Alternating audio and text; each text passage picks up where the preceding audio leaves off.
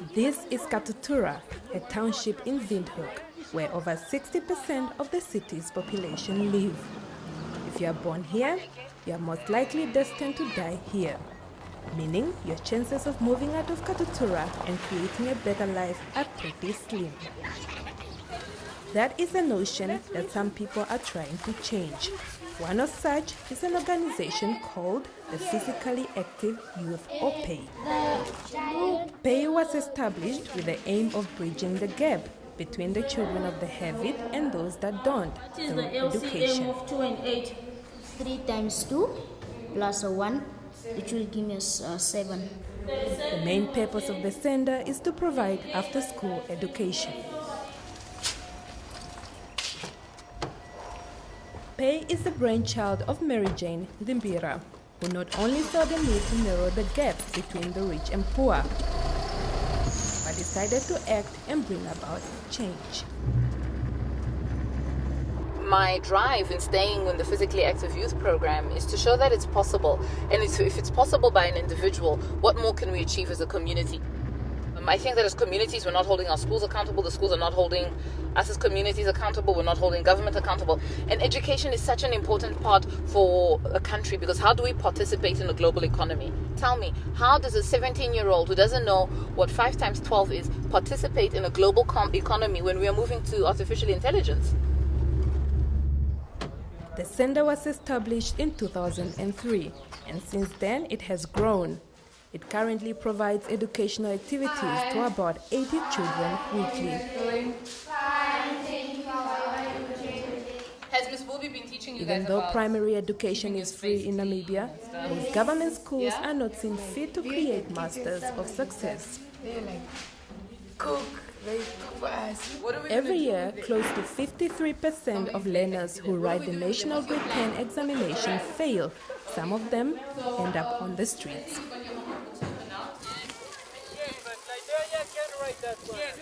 PAY not only provides them with academic activities, but sport is also a major part of the center, something that is missing in most government schools.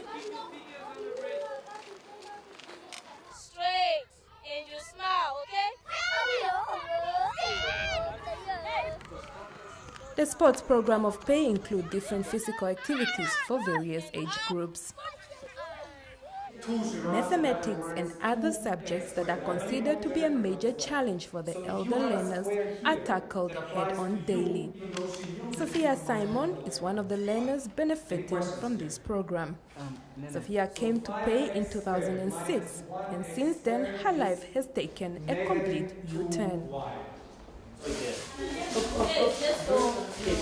Not only is she doing well in her academic life, but she has a sporting talent that she might never have discovered if it was not for PAY, namely cycling. She has won several cycling races in Namibia already. I personally think if it wasn't for PAY, I would be on the street. God knows what.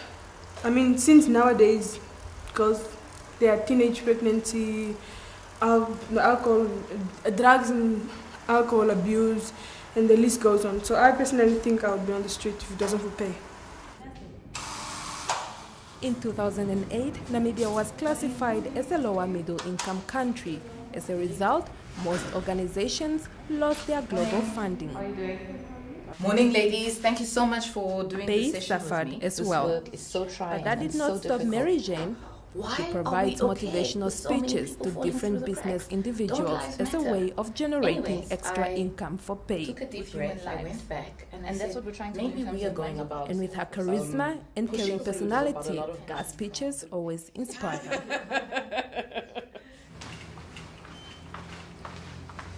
And this is what we have to do on a daily basis to close the income gaps, the difference between what we get in support and what we actually need. And we started the organization once we were in a situation where we had no external funding, and we wanted to stay open, and we wanted to stay relevant, and we wanted to stay alive. So we had to find ways, creative ways of bringing in income through trainings and workshops and the cartoon and now even storytelling. That's what we do. And they have to keep doing that to ensure that most of these children have a bright future. Apart from the extra money generating projects, the center relies heavily on the help of volunteers. One of those is Princely Youssef. Princely is a former beneficiary of pay and is now back after his tertiary education to give back to his community. Yes, empower me, give me tools to to target my school, and now I'm so thankful for the help that I received from Nanette and MJ. They have really motivated me, and they are like role models to us.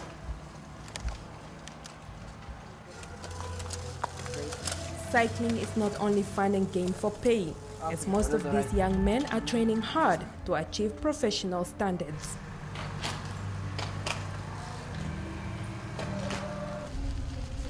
Fred Adam is currently volunteering at Pay. He is a sports journalist and a dedicated cyclist.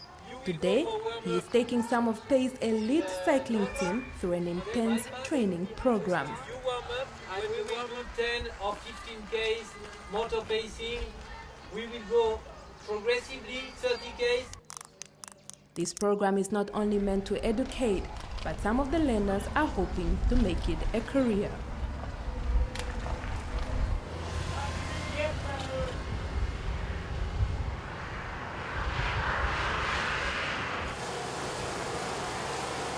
Pay has in the process created champions. As one of their youngest cyclists who won the Nedbank Championship, Namibia's biggest cycling event. With all the basic training they get, it is quite intense. Hold, hold! Go, go, go!